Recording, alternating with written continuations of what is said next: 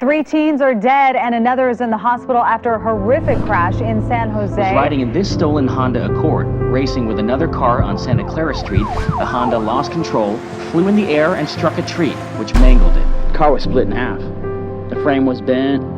It looked like he was airborne. I mean, it was bad. Oscar and a 15-year-old girl died at the scene. Another boy died at the hospital. The fourth passenger, another boy, is in critical condition. It was 10/13/2015, and it was the worst day of my life.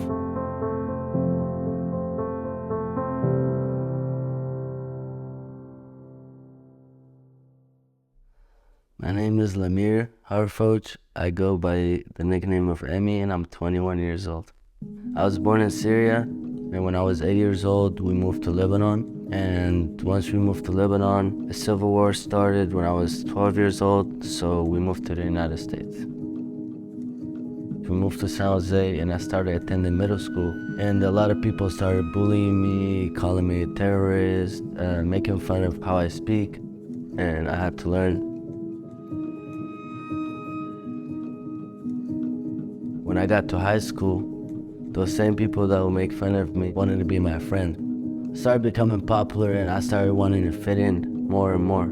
I started smoking weed, drinking alcohol, doing a lot of drugs and stuff like that, so I could feel cool, so I could feel like I'm fitting in. So 2015, October 13, it was just a regular day, like every other day. My friend calls me, he's like, I just stole a car, why don't you come and we can hang out and we could go get some alcohol and get Xanax. I said, okay, cool. So I go, he picks me up, and then I call Oscar. He said, no, I have college tomorrow morning. I said, come on, don't be like that. You're gonna miss out on the fun. So he ended up agreeing to come with us. Then we picked up our other friend, her name is Jaylene. We took the Xanax, we were all drinking, and then we went to my mom's house to ask for cigarettes. She said, son, I feel like something's gonna happen. I feel like something's gonna happen. But she would say that every single day. That was like, nothing's gonna happen. I went in the back seat because I'm thinking on the top of my head, the worst that could happen is us getting pulled over, me going to jail for a stolen car. He starts driving, we get out of my mom's street, we get to the light, another car gets right next to us. They start revving their engine, our driver start revving our engine, and we take off. We both racing now, it's us from the back, and our driver loses control, he hits the light pole. And I woke up in the car, everything was blurry. I didn't feel nothing. I opened my eyes and everybody around me was passed out. I thought they were passed out. And when I tried to get out, I fell over and my legs went. That was the worst pain I felt in my life. And then I started choking on my own blood and I passed out.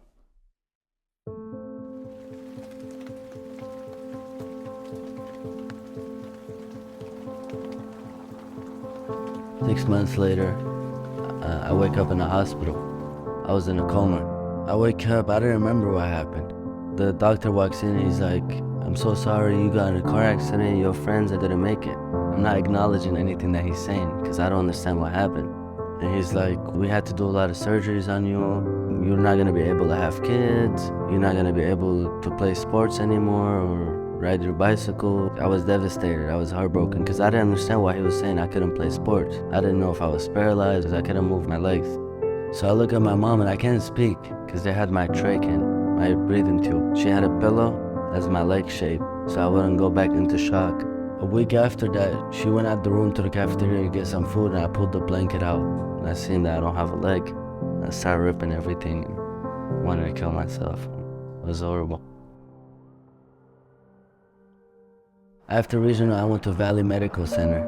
It's a rehabilitation place. And I started seeing people paralyzed, people that couldn't move their arms or their legs or their neck, like in way worse condition than me. That cheered me up. Wow, I'm in a good spot. At least it's not that bad. And I started being thankful. I spent 8 months at that hospital. I got discharged and then I went to high school in Sacramento. And the first day there, I met her and I seen her, I looked at her. She smiled, I smiled. We started talking and stuff, and then by the time the school year was done, I took her out on a date. Now, when she called me, she's like, hey, I'm pregnant. I started crying.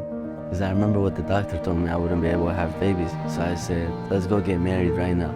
I took her and I married her. When Layla was born, I was the first one to hold her.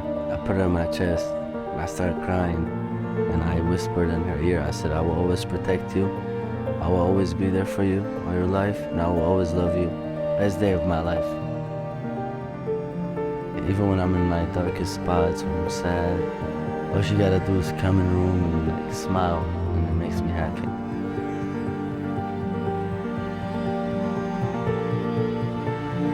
You guys just gotta remember this one thing. Whenever it's dark, it's always gonna get bright again. Whenever it's nighttime, the morning is gonna come.